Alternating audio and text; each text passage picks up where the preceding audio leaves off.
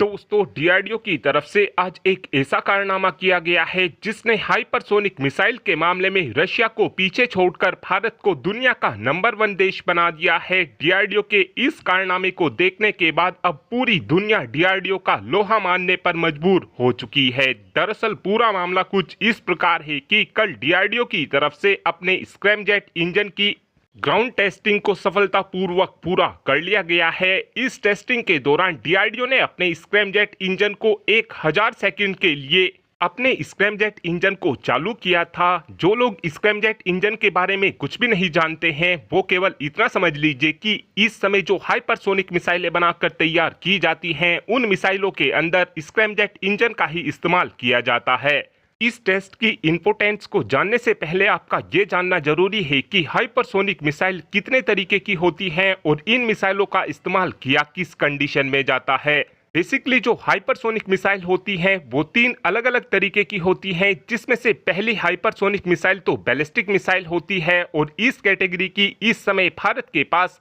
अग्नि 5 और दिव्यास्त्र मिसाइल मौजूद हैं। जिस समय बैलिस्टिक मिसाइलों को फायर किया जाता है उस समय ये मिसाइल पहले ऊपर जाती हैं और ऊपर जाने के बाद ये मिसाइलें अपने वॉरहेड को रिलीज कर देती हैं, जिसके बाद जो वॉरहेड होते हैं वो हाइपरसोनिक रफ्तार में आकर टारगेट को हिट करते हैं। दूसरी कैटेगरी की जो हाइपरसोनिक मिसाइल होती हैं ये ग्लाइड व्हीकल से लैस होती हैं और इस समय DRDO hypersonic glide vehicle antiship missile को बनाकर तैयार कर चुका है और अब से कुछ ही दिनों पहले डीआरडीओ की तरफ से इस मिसाइल का सफल परीक्षण भी कर लिया गया था। जो हाइपरसोनिक मिसाइल ग्लाइड व्हीकल से लैस होती हैं इन मिसाइलों को जिस समय फायर किया जाता है उस समय ये मिसाइल पहले ऊपर जाती हैं, उसके बाद इन मिसाइलों के अंदर जो हाइपरसोनिक ग्लाइड व्हीकल लगा होता है उसको रिलीज कर दिया जाता है और ये हाइपरसोनिक ग्लाइड व्हीकल हवा में अपनी पोजीशन को बदलते हुए टारगेट पर पूरी सटीकता के साथ हिट करता है। तीसरी कैटेगरी की जो हाइपरसोनिक मिसाइल होती हैं इनको दुनिया की सबसे घातक हाइपरसोनिक मिसाइल भी बोला जाता है और तीसरी कैटेगरी में हम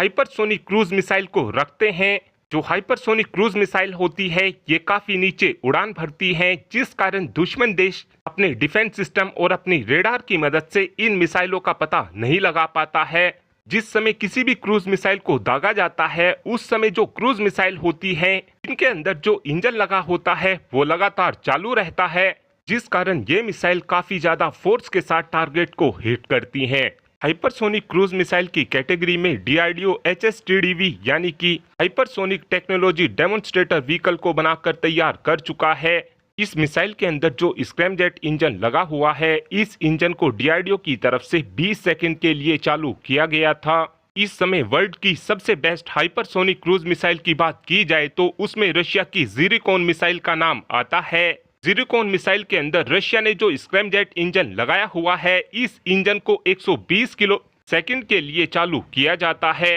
लेकिन कल जो डीआरडीओ की तरफ से स्वदेशी स्क्रैमजेट इंजन का परीक्षण किया गया है वो 1000 सेकंड के लिए किया गया है, यानी कि अब डीआरडीओ के पास रशिया के स्क्रैमजेट इंजन से भी 9 गुना ज्यादा घातक स्क्रैमजेट इंजन आ चुका है। इस समय डीआरडीओ की तरफ से बताया यह भी गया है कि जो हाइपरसोनिक व्हीकल होते हैं इन व्हीकल की जो स्पीड होती है वो 6100 किलोमीटर प्रति घंटा के आसपास होती है। डीआरडीओ के इस स्क्रैमजेट इंजन के टेस्ट के बाद अब ये बात तो पूरी तरीके से साफ हो चुकी है कि आने वाले समय में भारत के पास 2000 किलोमीटर से 2200 किलोमीटर रेंज वाली हाइपरसोनिक क्रूज मिसाइल आने वाली है। डीआरडीओ के इस इंजन टेस्ट ने आज डीआरडीओ को नंबर 1 बना दिया है।